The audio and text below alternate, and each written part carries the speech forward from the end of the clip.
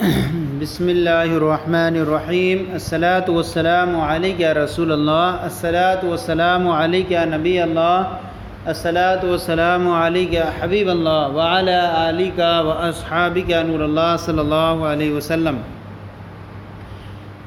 آج ہم اپنے سلسلے کی اب تک ہم نے تلخیص المفتاح میں الفن الاول علم المعانی کے احوال مسند تک کے سوالات آپ کی بارگاہ میں پیش کیے تھے، اور اس کا فائدہ یہ ہوگا کہ طلبہ ان سوالات کی روشنی میں ان کے جوابات آسانی سے حل کر کے ایک اچھی طریقے سے بک بنا کر کے اس کو حاصل کر سکتے ہیں، اس کو یاد کر سکتے ہیں۔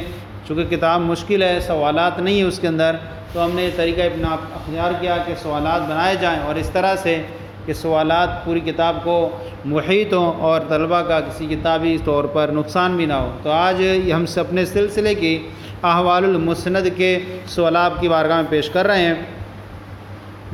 سوال نمبر 1 ہے مسند کی تعریف کریں۔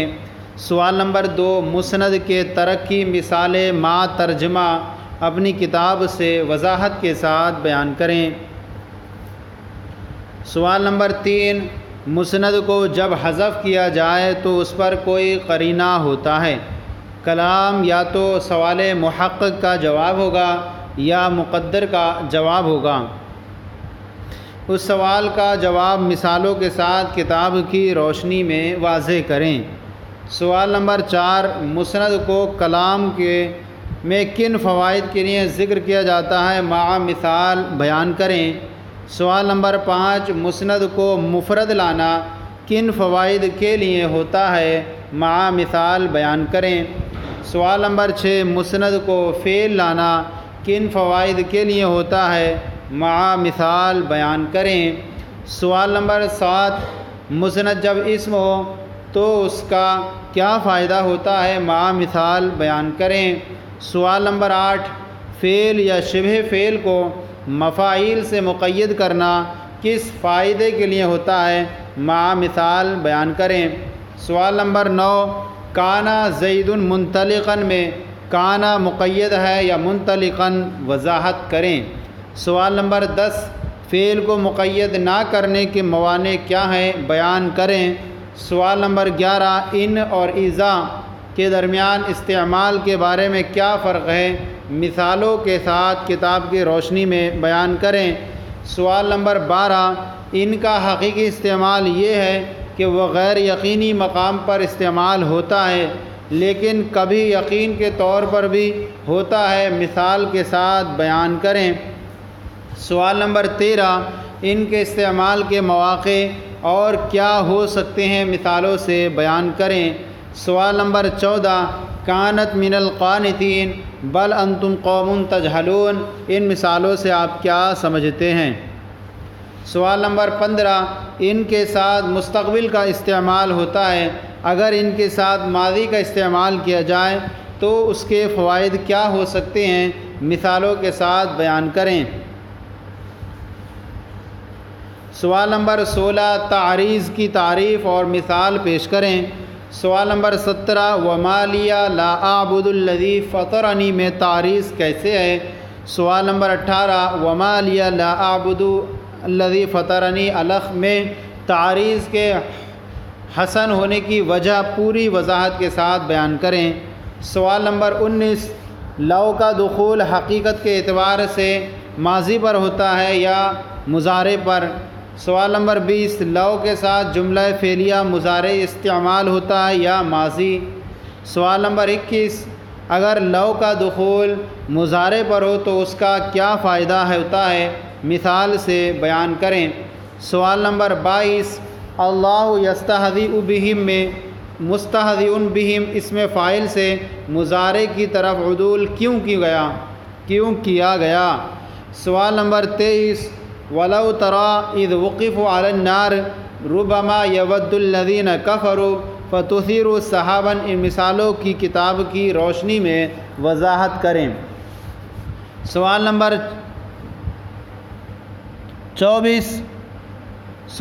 24 مسند کو نکرہ لانے کے فوائد کیا ہیں، مثالوں سے بیان کریں۔